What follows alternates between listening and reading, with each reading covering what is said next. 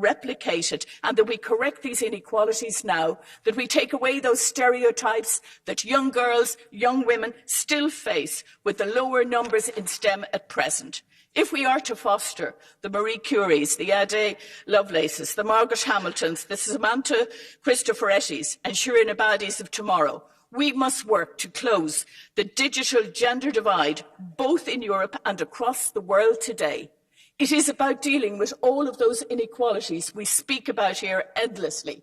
Whether we are talking about representation, only 26.6% of women in parliaments worldwide, the extraordinary violence destroying women's life, all of these inequalities need to be dealt with now if we are to face the future with confidence. Let us make sure we are supporting and empowering those who will build our world of tomorrow. Thank you. Thank you very much, Ms. Fitzgerald. And now I invite, on behalf of the S&D Group, its President, Irache García Pérez, to take the floor. Gracias, Presidenta. La verdad es que es para todas nosotras y nosotros un honor contar hoy con la presencia de dos mujeres que son referentes en sus respectivos ámbitos. Necesitamos mujeres que inspiren a nuevas generaciones de niñas y adolescentes que vean reflejadas sus posibilidades en los logros de mujeres como Shirin Ebadi, la primera mujer de religión islámica en conseguir un premio Nobel de la Paz. La señora Ebadi fue la primera mujer iraní en acceder a la presidencia de un tribunal en 1975 y tras muchos problemas y trabas que se le pusieron, nunca se ha rendido y ha seguido luchando. Consiguió ejercer como abogada y se centró en defender a los más débiles, los presos políticos y en especial mujeres y niños. Mujeres como Samantha Cristoforetti, que es la tercera mujer astronauta europea en llegar al espacio y la segunda mujer del mundo con más días en el espacio.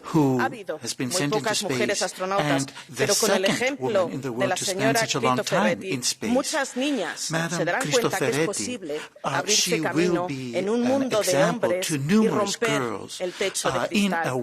Pero hoy me van a permitir que termine con un homenaje a las millones de mujeres anónimas que han hecho historia. A las madres que después de largas jornadas de trabajo vuelven a sus casas y se ponen a hacer los deberes con sus hijos y atender las tareas domésticas.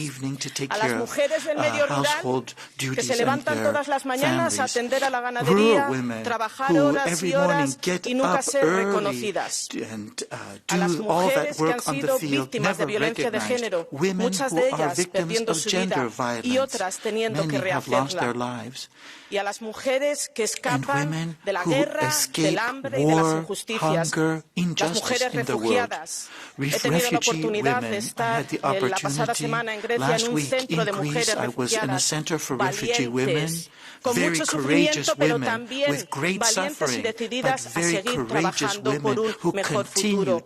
Somos afortunadas las mujeres europeas de vivir en un espacio donde tenemos reconocidos nuestros derechos, a pesar de tener que seguir trabajando y luchando por no dar marcha atrás. Pero no olvidemos a todas aquellas que están fuera de Europa y que siguen necesitando nuestra solidaridad y nuestro apoyo. Muchas gracias.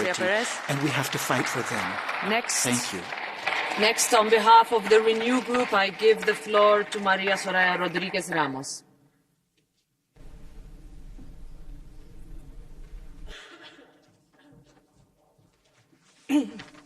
Gracias, Presidenta. Decía Simone de Beauvoir que bastaba una crisis política, económica o religiosa para que los derechos de las mujeres volviesen a ser cuestionados y que estos no podían darse por adquiridos nunca. Desgraciadamente, tenía razón. Hoy nos damos cuenta en tantos sitios. En Irán, Afganistán, Estados Unidos y aquí, dentro de nuestras fronteras, en Polonia, donde ayer una mujer activista fue condenada precisamente por ayudar a otras a ejercer su derecho al aborto. Es un honor contar con personas como Shirin Ebadi, que hoy nos hace recordar de nuevo en esta Cámara el grito de mujer, vida y libertad. el grito que gritan millones de mujeres ante un régimen que ha asesinado a miles de mujeres, ha envenenado a 7.000 estudiantes y que es el primer país en el mundo en ejecución de mujeres. Hay que recordar a las mujeres afganas que viven en un verdadero apartheid de género. Tenemos que hacer mucho por ellas, sobre todo no reconocer a los regímenes criminales que las oprimen. También es un honor poder estar con mujeres como Samantha, porque la educación es el motor más potente para la igualdad. En un sector donde el 90% de los astronautas son hombres, ella cambia la narrativa de los estereotipos, de los sesgos de género y lanza un mensaje a las niñas. Pueden ser todo lo que quieran, pueden cumplir todos sus sueños. Pero también es un recordatorio para nosotros, para saber que tenemos que seguir trabajando todos los días para que todas las mujeres tengan acceso a todos los derechos.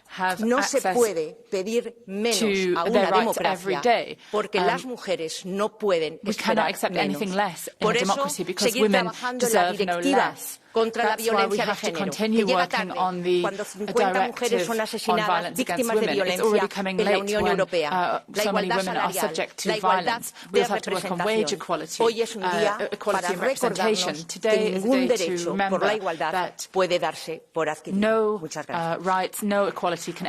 Thank you. I give the floor now to the co-president of the Green Group, Terry Reintke, for 2 minutes. Thank you, Chair. Dear colleagues, today we are celebrating women. We are celebrating women in the fight for their rights. We are celebrating women in their fight against patriarchy. But let me say this, women are for long already not only carrying the fight for women's rights, they are carrying across the globe the fight for democracy and freedom, values that the European Union is founded on. If we look at Iran, if we look at Afghanistan, if we look at Argentina, they're brave women who are fighting for what we hold dear, and they are a source of inspiration to all of us. And one of the women that we should be celebrating today and for International Women's Day is Justyna Wojcicka. Not only because she has shown bravery and commitment, but because she has helped others. She has helped people in need. She supported women who needed access to abortion in a country like Poland, where the right and the access to abortion has been heavily restricted over the past years. And this form of compassion and solidarity is what makes our society strong. She has stood up for our values and very concretely provided support. But instead of celebrating her, she's being criminalized. She was convicted to 8 months of community service yesterday for caring for others, for defending our rights. Colleagues, we cannot stay silent on this. Full solidarity to Justyna and all the women in Poland and elsewhere in the world who are standing up for their rights, who are standing up for care and solidarity. I do not want to live in a Europe where women who are helping other women are being criminalized. So let us take this day and let us take action together. Let us put the right to abortion into the EU Charter on Fundamental Rights. Women in Europe deserve it. Let us be a beacon of hope and inspiration for all women across the globe. Thank you. Thank you, Ms. Reintke. I give the floor now on behalf of the ECR group to Asita Kanko. Thank you, Madam President. Dear colleagues, I'm very grateful to be a woman. I must have done something nice and great in a past life. That's what Dr. Maya Angelou said, and I totally agree with her. Especially being a Western woman is really good. I can say that because I know what other kind of lives are. We all know what is happening in Iran. We all know what is happening in so many countries where women and girls are blocked, are mistreated and prevented, barred from school, prevented from achieving their full potential. In Kenya, for example, girls have to give their body, they have to have sex in exchange of clean water. When you think of these girls and you know that they have to fetch water every day for their families, doesn't it make you shiver? Yes, we have a good life in Europe. We have a better life here, but is it good enough? Like most of you, I am mostly satisfied. But sometimes we are confronted with fact and we wonder, is this real? Yesterday, I went to buy jogging trousers because I thought I have to lose 10 pounds so that I don't need to buy new dresses. But the salespeople could offer some pepper spray. How can you need that to go outside in Europe to enjoy fresh air? Another example, I have a teenage daughter. She cries and lays down on the ground because of menstruation pain. We were able to go to the moon. Why didn't we solve such a problem with science? And she says, God must be sexist. Why do I have menstruation and boys don't? Well, how do you answer that as a mother when all you have to give is a hug? We have science. God has nothing to do with this. We have the power to change the life of women so that they can go out in the street to run without needing pepper spray, so that they can enjoy education without exchanging their body for sex. Thank you very much. Thank you, Ms. Canco. And now, on behalf of the ID Group, I give the floor to Isabella Tovalieri. In questo dibattito dedicato alle donne e saluto le due ospiti che sono un esempio tangibile di successo, coraggio ed empowerment femminile, ho deciso però di richiamare l'attenzione su un tema importante, il tema dei disturbi alimentari, un fenomeno drammatico e soprattutto in preoccupante aumento che riguarda prevalentemente l'universo femminile e del quale ancora non si parla abbastanza. Proprio oggi in Italia si celebra la giornata per la prevenzione e la cura di questi disturbi, dall'anoressia alla bulimia, che colpiscono le donne nel 90% dei casi, con un esordio, ahimè, sempre più precoce. I cambiamenti marcati del corpo e dell'adolescenza, uniti all'azione sempre più pervasiva e incontrollata dei social media che propongono modelli di magrezza e di successo sempre più estremi, possono disorientare le nostre ragazze più fragili. Quella di oggi è dunque una ricorrenza istituita non per iniziativa di una donna, bensì di un uomo, a dimostrazione che questo è un tema che riguarda tutti, genitori, educatori, medici, psicologi, associazioni, ma anche mondo della politica e delle istituzioni. Quest'uomo coraggioso è Stefano Tavilla, padre di Giulia affetta da bulimia nervosa e strappata alla vita proprio a 17 anni il 15 marzo del 2011. Da quel giorno questo padre insieme a 60 associazioni porta questo fiocchetto lilla in tutta Italia, non solo per fare opera di informazione, ma anche per combattere i pregiudizi, chiedere cure accessibili, creare una rete di supporto a tutte quelle persone e famiglie che condividono questo dramma. E noi siamo al suo fianco idealmente e concretamente. Per questo oggi sollecitiamo quest'Aula a che mantenga alta la guardia su questo fenomeno e in previsione della giornata internazionale contro i disturbi alimentari che cadrà il prossimo 2 giugno, chiediamo che sia organizzata una settimana di iniziative su questo tema, perché quello che è successo a Giulia e accade oggi mentre vi sto parlando ora a moltissime ragazze in Europa non accada più. Grazie. I give the floor now to the co-president of the Left Group, Manon Aubry.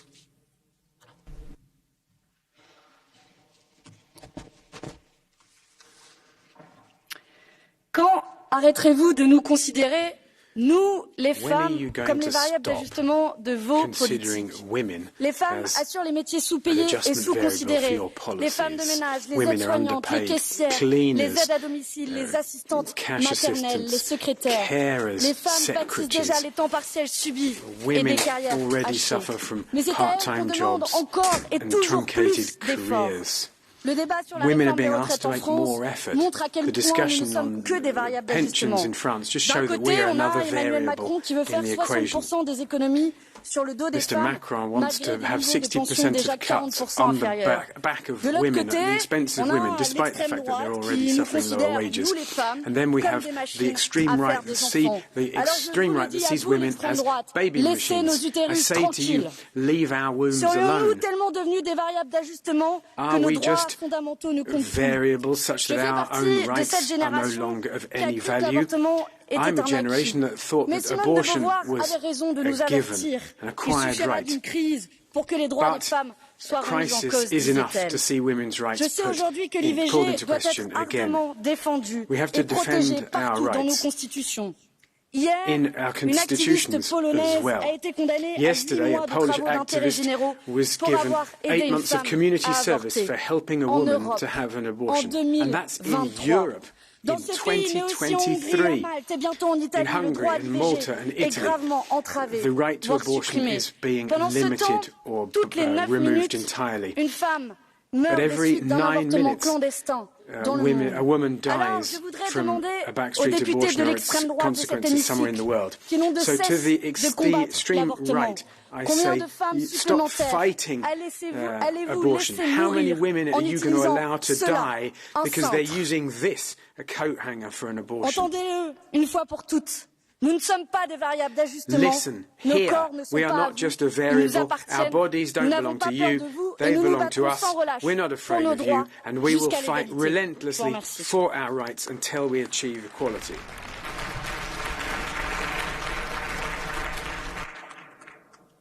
Thank you very much. I will now welcome our guests.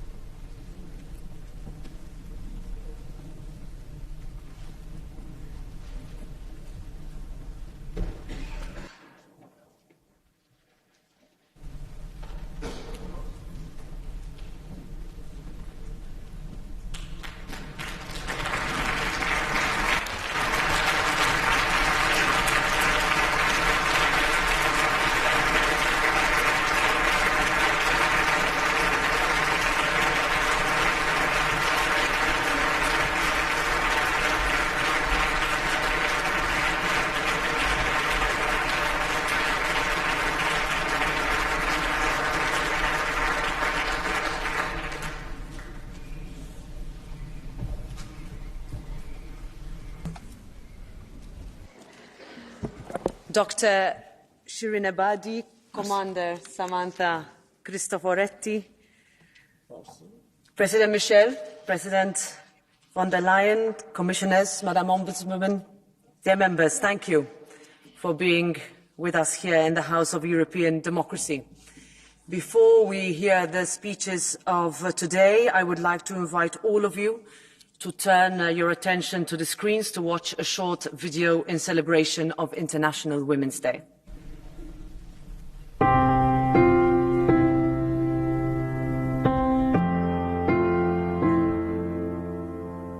It is not just about empowerment. It is about opportunity. Opportunity that is not presented to women because they are women, but rather in spite of the fact that they are women. They can be who they want to be, the exact kind of leader they want to be. This is my hope for the next generation of women. What's truly amazing is to be up here in space and be able to serve first and foremost as a crew member of the International Space Station. It was my dream since I was a small child to one day be able to fly to space. اینها کافی نیست و زنان ایران تا رسیدن به تساوی کامل حقوق زن و مرد دست از مبارزه بر نخواهند داشت. Die gleichberechtigte Beteiligung von Frauen macht unsere Demokratien stärker. Nicht, weil Frauen besser sind. Für ein vollständiges Bild von der Welt brauchen wir Männer und Frauen. Many girls cannot go to school. They are neglected. But still, there is hope. Have confidence in yourself. Trust yourself. Don't let yourself be intimidated. You have what it takes. Тому що саме жіноча енергія, любов – це те, що рухає суспільство, те, що ставить його знову на ноги, те, що може знову дати життя. Я дуже пишаюся нашими жінками.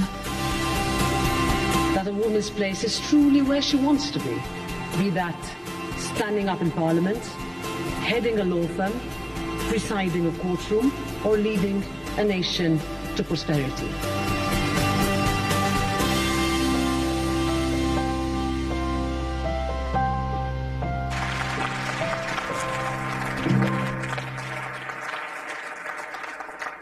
Dear colleagues, International Women's Day is marked in our annual calendar not only to recognize the achievements of women and girls across the world, but also as a call to action, a rallying point to strengthen gender equality across all spheres of our society. I'm so proud to be here as the third woman president of this institution, and I'm so grateful for those who came before me, who made the path easier for my generation, for all of us. I am here, we are here, because of the battles that they fought for us. We stand on their shoulders, and we reiterate our promise to make it easier for those who come after us. Women have changed the world, and we don't say this enough. We have with us today Commander Samantha Cristoforetti, the first European woman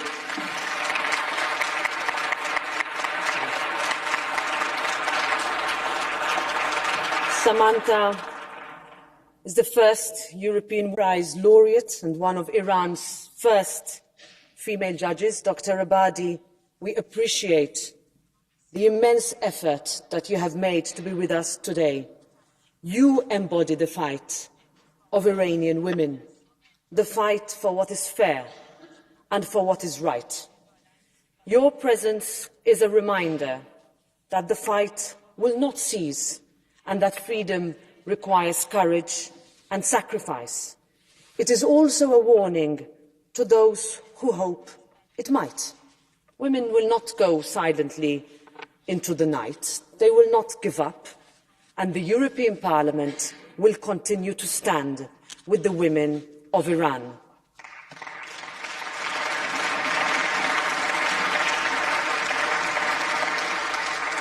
Dear colleagues, my hope is for International Women's Day to be seen as an invitation for societies to do better. Even within our union, gender equality will remain unfinished business for as long as we have not achieved equal pay for equal work. Today still, every second woman around us has experienced sexual harassment. The time is now for the European Union to lead by example, to set standards in criminalising violence against women, to improve access to justice, and to ratify the Istanbul Convention before the end of this term.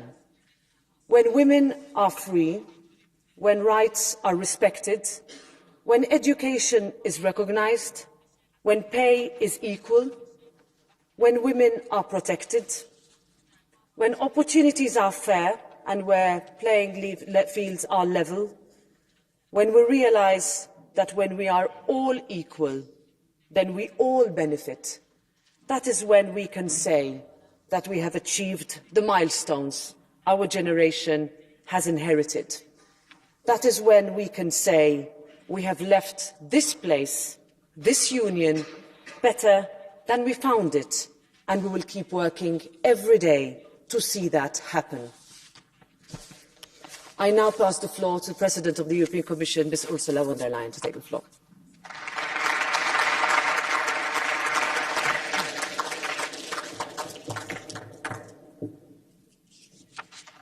Thank you very much, President Metsola, dear Roberta, Dr. Ebadi, Captain Cristoforetti, honourable members. What an honour to be here with you today among women who have blazed the trail for so many other women. Dr. Ebadi, for decades you have fought for women's rights in Iran. They tried to silence you. They put you in jail. They forced you into exile. But you kept fighting with bravery, day in, day out. You are amazing, and we thank you for your leadership. It is outstanding what you've done. Today, countless women have joined in your fight, and the whole world stands in awe of the women of Iran. More and more women are choosing to defy the prohibitions of a regime that does not see them as equal. They take off their headscarves, and for this they get beaten up, put in jail, even killed. They too are blazing a trail for their sisters, their mothers, their daughters, for all the people of Iran. They're claiming not only the freedom to show their hair or to cover it, but also the freedom from fear, from violence, freedom to study, to work, to love without asking anybody's permission, as it should be. It's women, life, liberty. That's what you stand for.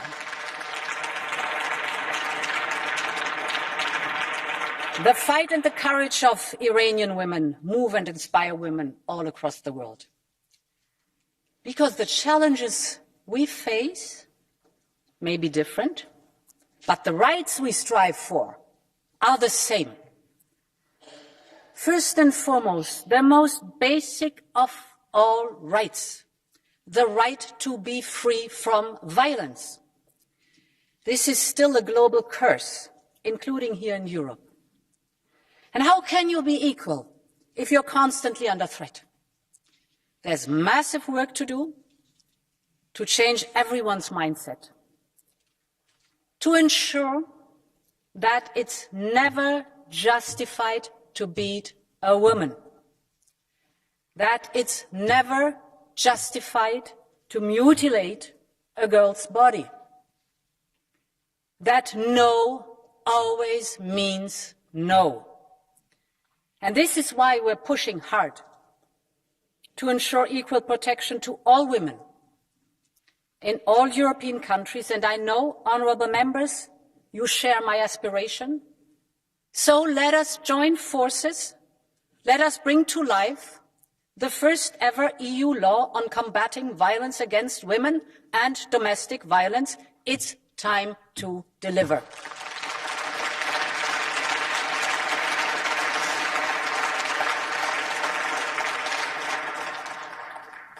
Honourable members and distinguished guests, gender equality does not just happen, even in countries where there is no morality police. Progress is hard-won, easily lost.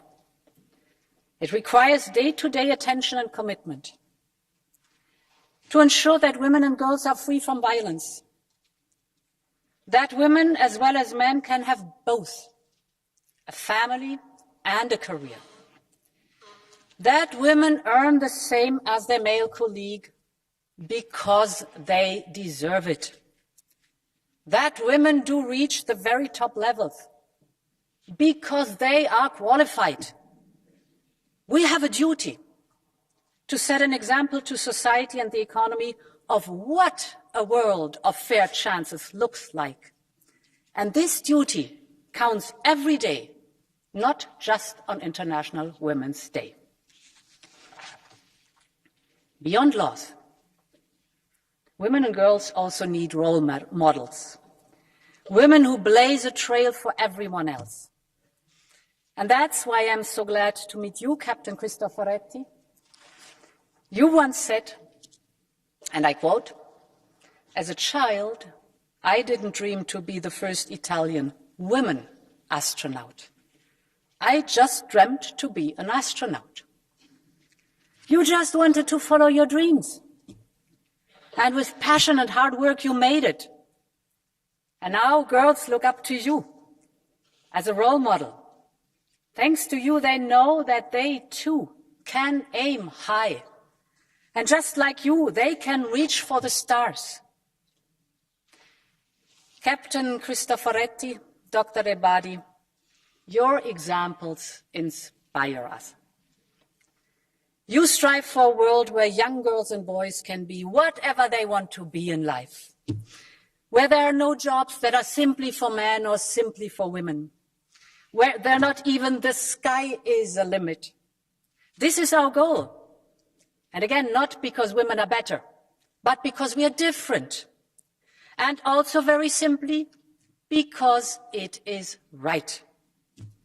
This is time for a world of equal rights and fair chances, not just for women, but for all of us. Long live Europe. Thank you very much, President von der Leyen.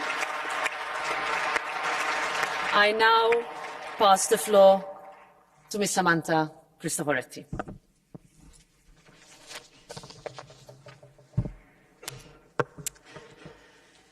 Dear Madam President Metsola, dear President Michel, President von der Leyen, dear Dr. Ebadi, dear members of the European Parliament, distinguished guests, ladies and gentlemen, it is an immense honor for me to be here today. I'm very grateful for the invitation to participate in the Parliament celebration of International Women's Day, and I'm truly humbled by the opportunity of speaking here today at the center of our European democracy and decision-making.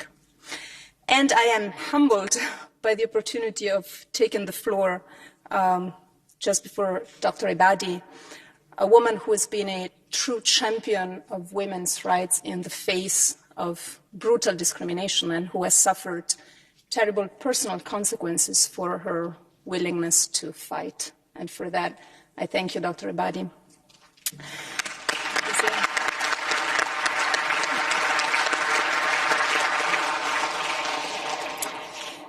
As an astronaut of ESA, the European Space Agency, I would like to take this opportunity to talk to you about what I know best, which is the European space activities, the role of ESA, and the synergies with the European Union. Space is out there, but it's also here among us every day. It's an essential element of everyday life. We take it for granted. Sometimes we even don't notice it. And yet space is woven into the fabric of every modern society.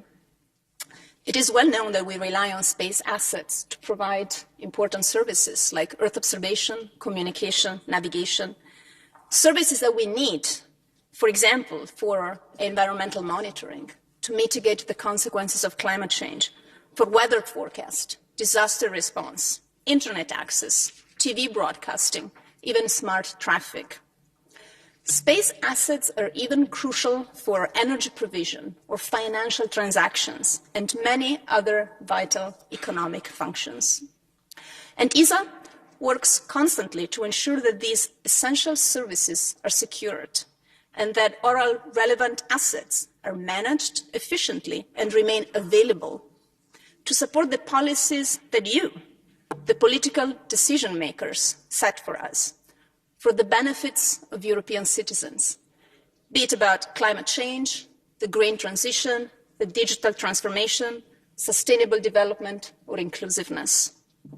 And let us not forget security. I think that the grim political context that we are facing these days has highlighted the importance of security-related space activities. And as you know, last Friday, the Commission and the High Representative presented for the first time a joint communication on a European strategy for security and defense, a European space strategy for security and defense. And the European Parliament will play a crucial role, and ESA will provide its contribution. But space is also a powerful engine of prosperity and economic growth. Today, the global space market is already worth about $340 billion US. And by the late 2030s, by some estimates, space could generate a revenue of $1 trillion US. And such tremendous growth potential can be in part ascribed to a profound transformation of our industry, often referred to as the new space revolution. New players are getting involved, often from outside of the traditional space sector. Old and new companies pursue profit and growth through novel business models. Risk sharing with public institutions through public-private partnerships, and early financing through venture capital. The reduction in the cost of access to space, brought about, for example, by the reusability of launchers, has made mega constellations a reality. The miniaturization of electronics has made satellite platforms smaller and cheaper, and yet more capable and versatile. Let me add, however, in all honesty, that many of these new space developments are far more advanced in North America than they are here in Europe. Still, the opportunities are there for Europe to take if we choose to be ambitious in our goals and pursuits. ESA's member states have already raised the level of ambition. Our ministerial meeting last November in Paris secured a record budget of 16.9 billion euros for the coming 3 years. That is a 17% increase with respect to the preceding ministerial back in 2019. A clear sign that our member states understand space as a strategic component of our industrial and technological sovereignty. ESA brings world-class expertise, unique know-how in the area of space, science, technology, and applications, along with its rich experience in space project management. But an ambitious European approach needs partnerships with national institutions, academia, industry, and with the European Union. ESA and the European Union each bring their specific mandates, competencies, and strengths to the table. ESA's Agenda 2025, which was published on the very first day in office of ESA's Director General, Josef Aschbacher, lists a renewed and enforced partnership between ESA and the EU as a top priority. ESA and the EU have embarked on major common success stories. Copernicus, the world's largest and most successful Earth observation program, providing decision makers, researchers, entrepreneurs, and the public with information on the state of our planet. Galileo, Europe's own global navigation satellite system, providing a highly accurate, guaranteed global positioning service under civilian control, featuring the world's most accurate navigation system. And the new Secure Connectivity IRIS² program, which will provide a new, sovereign and secure space-based communication infrastructure in Europe to improve strategic autonomy, digital resilience, security, technological non-dependence, and commercial competitiveness. Many in the European Parliament may not know, but ESA was at the origin of both flagship programs, Copernicus and Galileo. And ESA is grateful that the EU and the European Parliament stepped up to the challenge and enabled what have become two of the world's most successful space programs. We can all be proud of these achievements, and ESA is particularly grateful to implement these programs together with the EU. At ESA, we have a full agenda this year. Among other things, we are tackling the critical European launcher situation, with the top priority of restoring independent access to space for Europe. In Copernicus, we're preparing the next generation Sentinel satellites, and we do need to close a funding gap of 721 million euros. The European Parliament's support will be crucial to achieve this. We will also launch two exciting new science missions: JUICE, to explore the icy moons of Jupiter in April, and Euclid, with which we will better understand dark matter and dark energy in July. Ladies and gentlemen, Europe has a rich history of space achievements, including what is possibly dearest to me in human spaceflight. Through our partnership in the International Space Station, we have secured opportunities for Europeans to fly to space, and for European scientists to do research in microgravity. We are a strong partner in the NASA-led Artemis program of lunar exploration, providing the European service module for the Orion spacecraft, and a significant portion of Gateway, a space station that will fly in lunar orbit. Together with NASA, we intend to retrieve and bring back to Earth samples of Martian soil. As a member of the European Astronaut Corps, I myself had twice the privilege of representing Europe in space.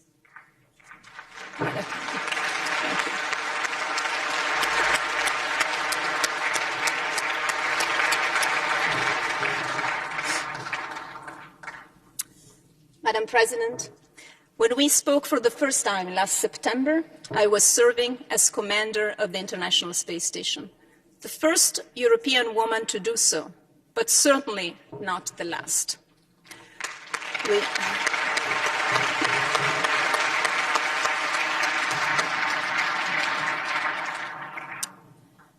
At ESA, just last year, we selected a new class of career and reserve astronauts, and over half of them are women. And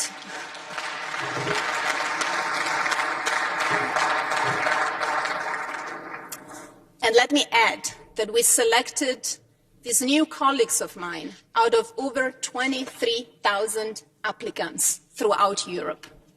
This, ladies and gentlemen, is the power of space to inspire, to spark passions in our youngsters around Europe. As an astronaut, I have witnessed that many times, how space can spark passions and dreams. Those passions and dreams that make our youngsters choose studies, education, and careers in science and technology, so that they acquire those competencies that are so strategically important for Europe, for our research, for our industrial competitiveness, for our entrepreneurship. I have seen how the ability of sending human into space acts as a confidence builder in a society. It builds the confidence that a nation or a community of nations like ours can tackle the really difficult, ambitious challenges. If we can send humans into space, there's nothing we cannot do, right? Let us have that ambition in Europe.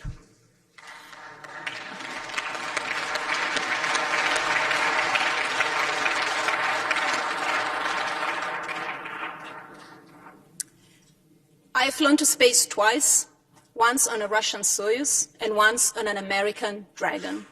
Twice I have fulfilled my dream of flying to space. And if I can allow myself at this point in my life one more dream, that dream is that of seeing one day astronauts flying on a European vehicle.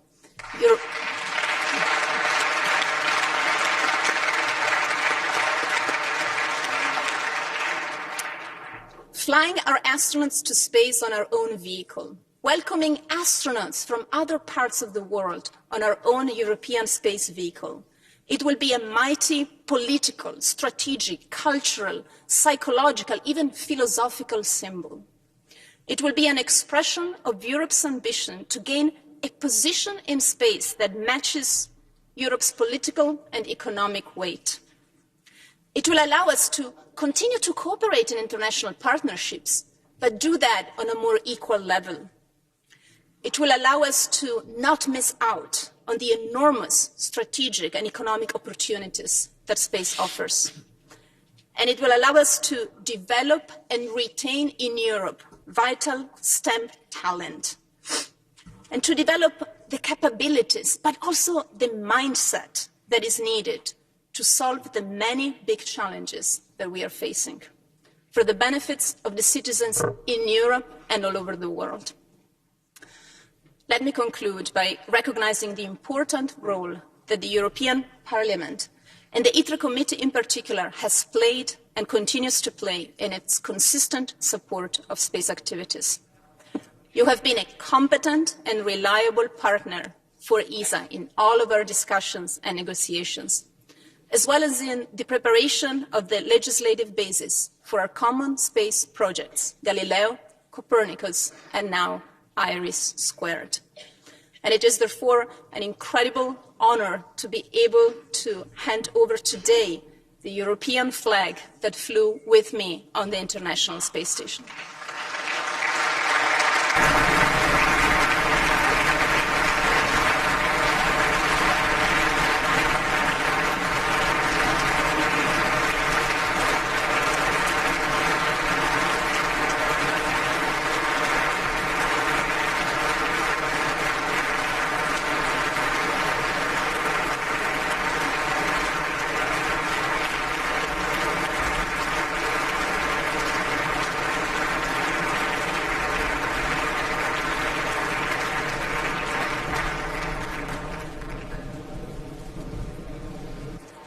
Thank you so much, dear Ms. Cristoforetti. I now pass the floor to Dr. Shirin Abadi.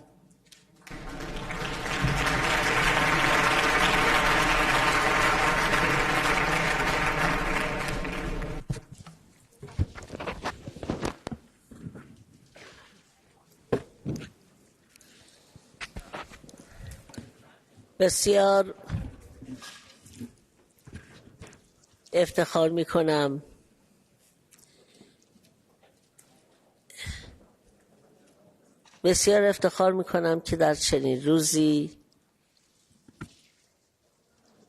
با شما صحبت میکنم و عالی جنابان Ladies and gentlemen, ریاست the honorable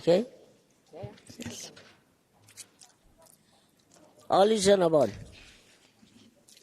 Your Excellencies, ریاست محترم پارلمان اروپا the honorable President of the European Union, اتحادیه اروپا نمایندگان محترم European Parliament, the honorable MEPs and dear guests, و خانم ها و آقایان and ladies and gentlemen, افتخار میکنم که در it is چنین an روزی honor for me در to این be مکان among یک you بار on دیگر such a day and با once شما again نمایندگان addressing اروپا صحبت میکنم. you members of European Parliament. سپاسگزارم از I would فرصتی like که به من to دادید. thank you for having given me this این opportunity. افتخار It's نتیجه an مبارزات honor for me and هموطنان من در it ایرانه. is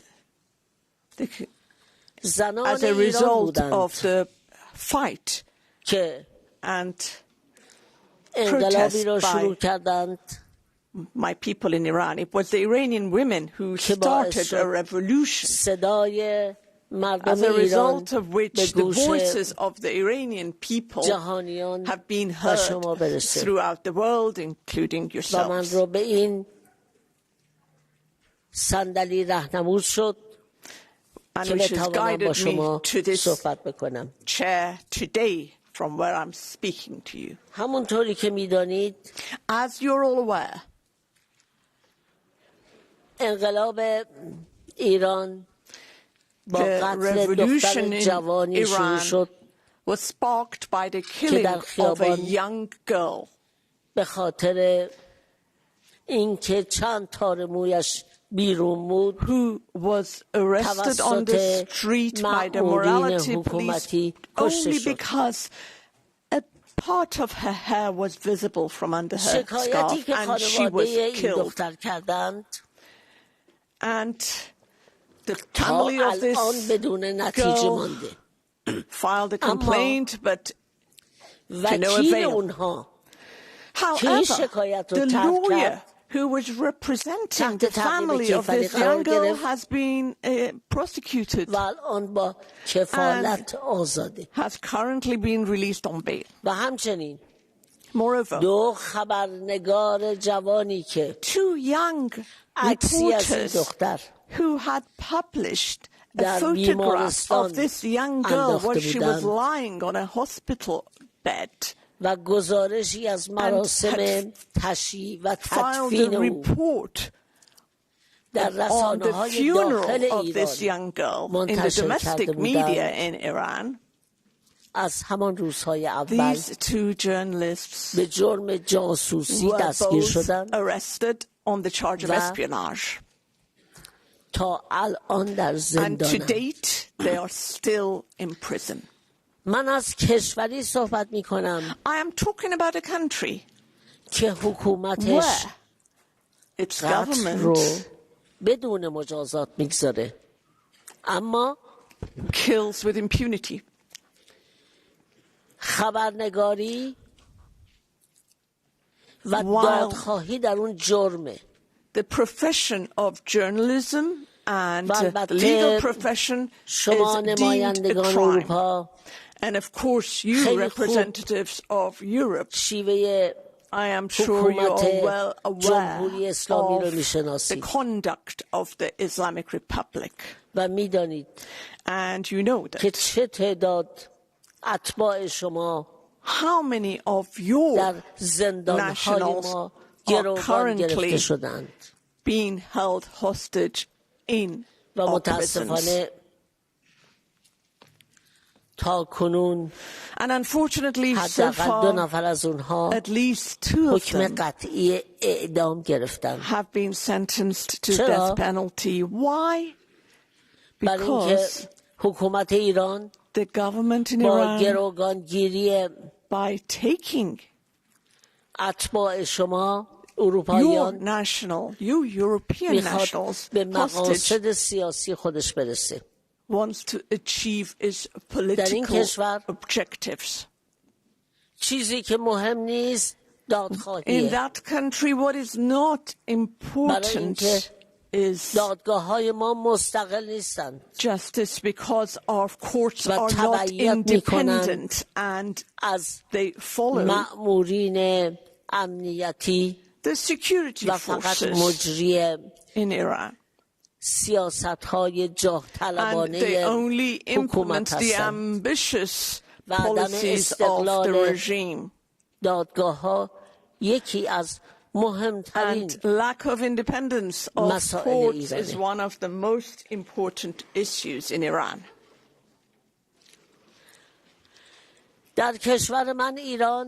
In my country, Iran, in the past 43 years, a large number of people have lost their lives for opposing such a government. Now the regime never publishes any statistics, and we only find out after verification from the families of these victims and how many have been killed.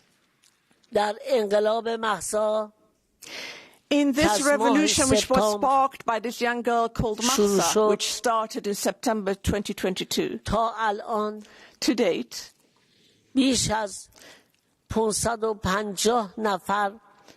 over 550 individuals have been killed,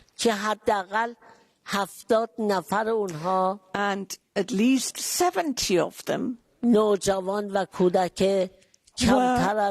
juveniles under the age of 18.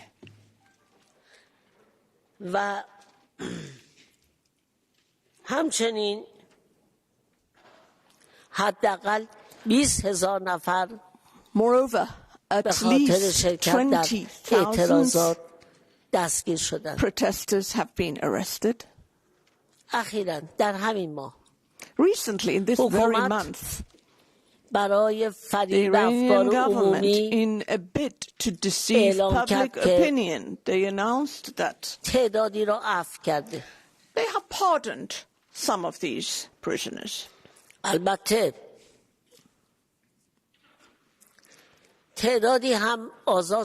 Of course, yes. Some were pardoned and released. However, what is so tragic is that the same number of people that released, they went on and arrested exactly the same number again. And even more importantly, the protesters who were very influential in these recent protests remain behind bars.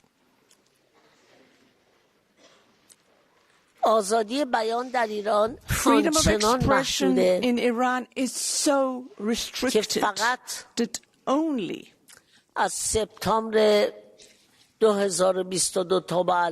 since September 2022, 18 lawyers have been arrested merely for defending these protesters. They're being prosecuted at the moment. Some of them remain in prison. And I would like to name one of them. who is a colleague of mine, who has been a colleague of mine, and at the moment he is on hunger strike. His name is Mohammad Najafi. The rest have been freed on bail. And this stems from the lack of independence of the judiciary in Iran.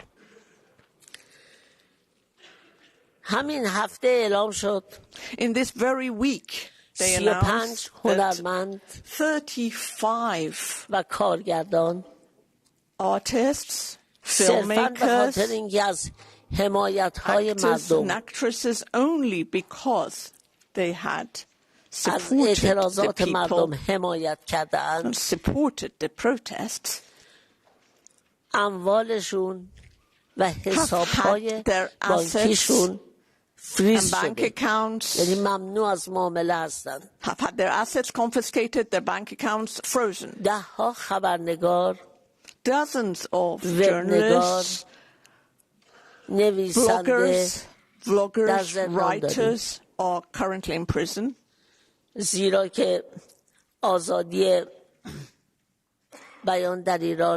Why? Because freedom of expression in Iran is extremely limited.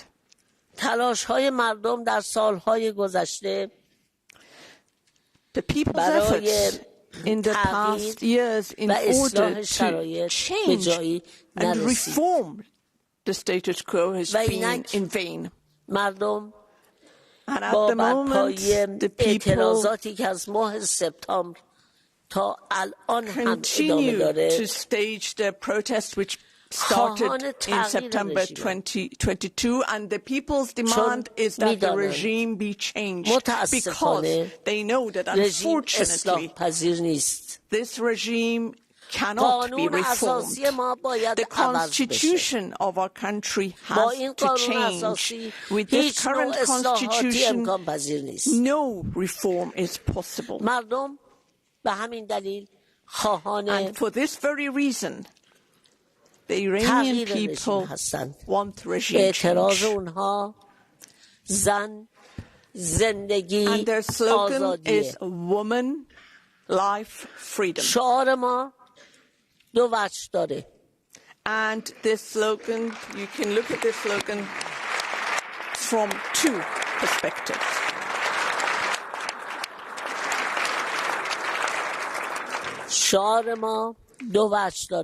You can look at this slogan from two perspectives.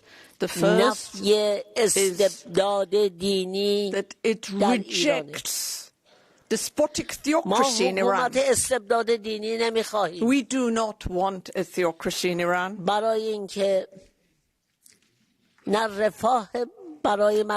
Because such a government does not bring the people welfare or freedom. They have even invaded the privacy of people in their own homes. And the positive aspect of this slogan is that we want a democratic government in which religion is separate from state. Because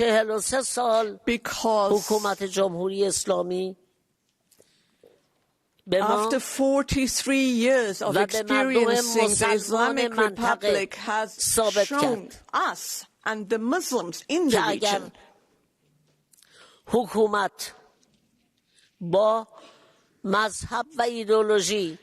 that if a government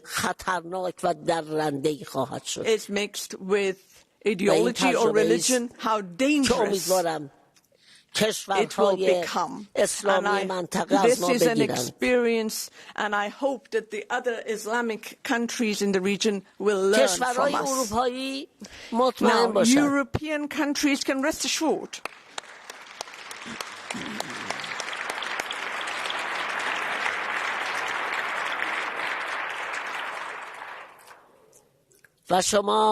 کشورهای اروپایی مطمئن باشید You European states اگر can در rest ایران assured that if دموکراسی برقرار بشه democracy is established in Iran, پناهجوها هم کمتر خواهند شد. there will be fewer refugees entering your countries. یکی از مهمترین مشکلات مردم ایران Currently, one of the main problems of the Iranian people is immigration. تحصیل کرده های ما We are تمام از suffering ایران from میخوان brain خارج drain. بشن. کار نیست. There is no employment in اگر Iran. هم کار باشه درآمد آنچنان پایینه Even those who که manage نمیتوانند to find jobs, یک زندگی عادی داشته باشند. earning is so low that they cannot eke out a living. Only yesterday, رئیس یکی از مهمترین the دانشگاه‌های ایران chancellor اعلام کرد of one of the most important universities in Iran announced that only in 1 year 70 professors have left the country and emigrated. Now, if we have democracy in Iran, احتیاجی به the مهاجرت people will no و یا longer پناهندگی need ندارند. to emigrate or seek asylum بنابراین elsewhere. از دموکراسی در ایران حمایت کنید. Therefore, please برای اینکه support the establishment of democracy in Iran. هم مهاجرین به اروپا کمتر خواهند شد Because ایرانی not ها only that would و همین که ما reduce the کشورمون number رو of refugees میتوانیم in بسازیم. Europe, but we will also be able to build دموکراسی our در ایران country. Democracy هم به in نفع Iran will be not only to our و هم benefit, but will موجب also آرامش منطقه میشه. bring about peace and calm in the برای اینکه region. ما مردم ایران با دخالت حکومت در سایر Because کشورها we, the مخالفیم. Iranian people, oppose the regime's ما intervention in مخالف other برنامه‌های countries. جاه طلبانه We are حکومت هستیم. against the ambitious policies of the Iranian ما regime. مخالف برنامه‌های We هسته oppose ایران هستیم. Iran's nuclear هزینه program. زیادی کردند. They have بیفایده. spent so much money on بمب this اتمی and to مشکلی no از ایران avail. حل نمی‌کنه. Nuclear bomb will مشکل ما not solve Iran's فقط با problem. دموکراسی حل میشه. Our problem دموکراسی will هم only برای be ما solved خوبه through هم democracy. برای شما Democracy, اروپایی. I repeat, is not only good for us, but it will also be good for Europe.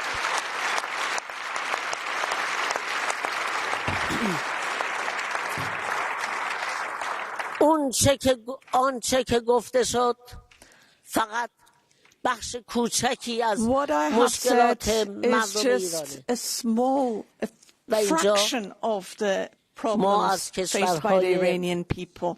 دموکرات I جهان now use this occasion to می‌خواهیم call on the democratic states بی throughout the تفاوت world. نباشید Please به نقض do not حقوق بشر در remain ایران. indifferent to the violation بی of human تفاوت rights in نباشید Iran. Please با آنچه که do مردم not ایران میگویند. ignore what the Iranian people are قراردادهای saying. تجاری رو Please با مردم ایران با دولت ایران do not sign any commercial and trade contracts منعقد with the نکنید Iranian تا government وضعیت حقوق بشر بهتر until بشه. the human rights situation in that در country ایران improves. چند سال قبل A few years ago in Iran, قرارداد برجام بسته شد they signed the JCPOA و nuclear پولهای accord. زیادی به ایران آمد. As a result, a 3 سال great deal ایران of money تحریم was نبود. sent to Iran, and for 3 years sanctions were lifted against Iran. اما در این 3 سال However, in وضعیت those مردم 3 بهتر years, نشد. the situation of the چرا؟ Iranian people did not improve. Why? برای اینکه هر پولی که به Because حکومت ایران برسه any money received by the یا Iranian صرف government اختلاس‌های is کلان either حکومتی spent میشه on و یا major embezzlements by the صرف Iranian کمک regime, or it will be used به in حزب order الله to لبنان assist Lebanon's و Hezbollah گروه‌های شبه نظامی and paramilitary منطقه groups in the region. که باعث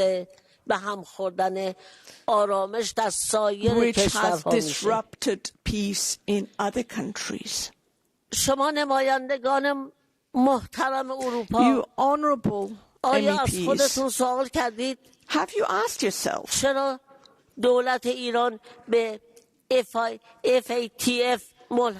the Iranian government has not joined FATF?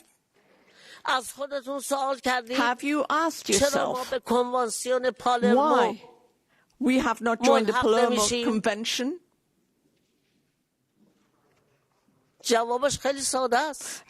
The answer to this question is very simple.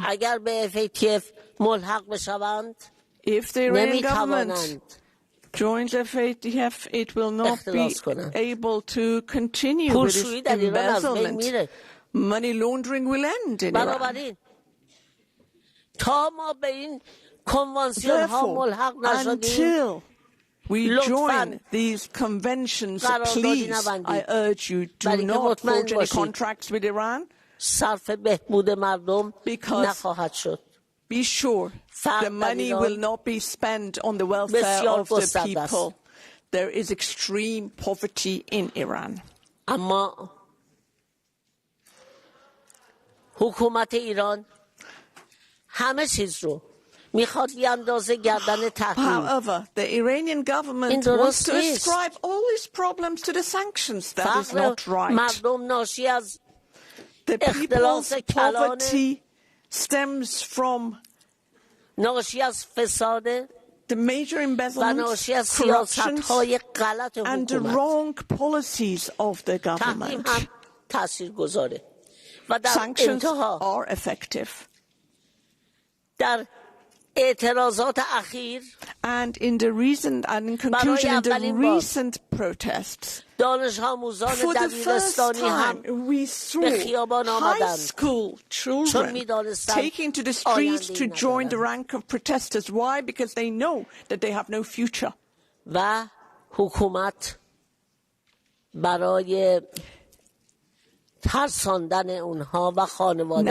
to create fear and intimidate those children and their families, they have been using chemical gases to poison young girls, schoolgirls at their schools. Please write this in your history books. What this regime did to teenage girls, that they're using chemical poisonous gases against women. Initially, the Iranian government denied these reports. They said, oh, they're fake. That's not happening. However, when the number of these girls who were poisoned grew, and their families and the teachers protested, they said, what is going on? What? And then they had to accept that this had happened. But as usual, they gave the usual rhetoric that this is the work of our enemies inside and outside the country, and they arrested a few people. But everyone knows what the real culprit, who the real culprits are.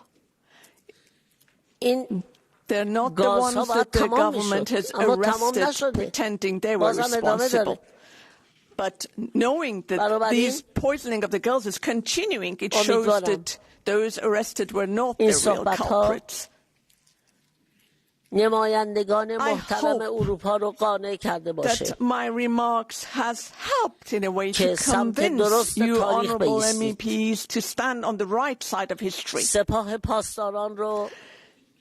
Please make sure that the IRGC, the Revolutionary Guards, are named as a terrorist group. The IRGC, based on the Constitution of the Islamic Republic of Iran,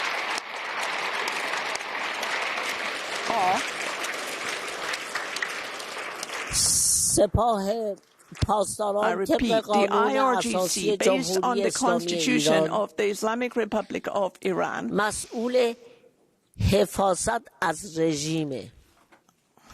are tasked with protecting the regime. They're separate from the military and the army, which is to protect Iran and the people of Iran.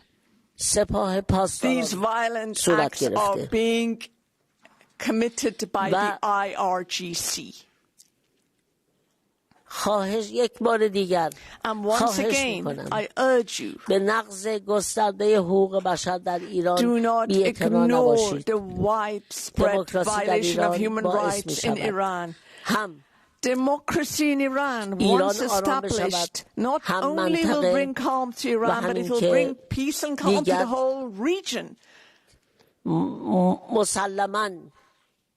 without any doubt,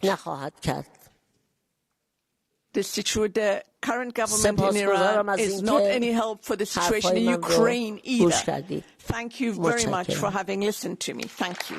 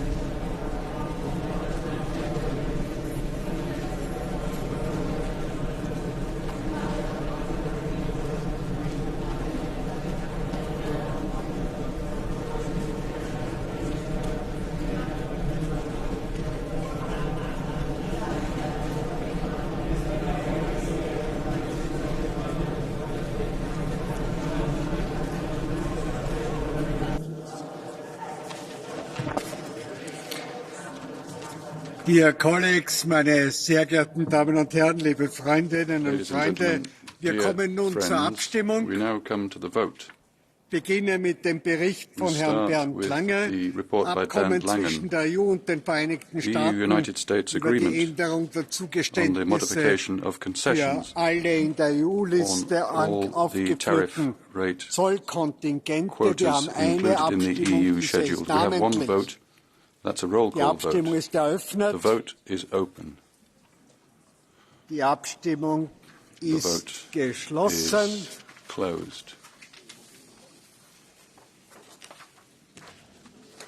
Angenommen. Wir kommen zum Bericht von Frau Lena Dupont, Informationsaustausch im Bereich der Strafverfolgung. Wir kommen zum Änderungsantrag 138 in namentlicher Abstimmung. Diese ist eröffnet. Vote is open. Geschlossen. Vote is closed. Die erste Lesung des Parlaments ist hiermit abgeschlossen. Wir kommen zum Bericht die fortgesetzte Repressionen gegen die Bevölkerung von Belarus. Es gibt einen gemeinsamen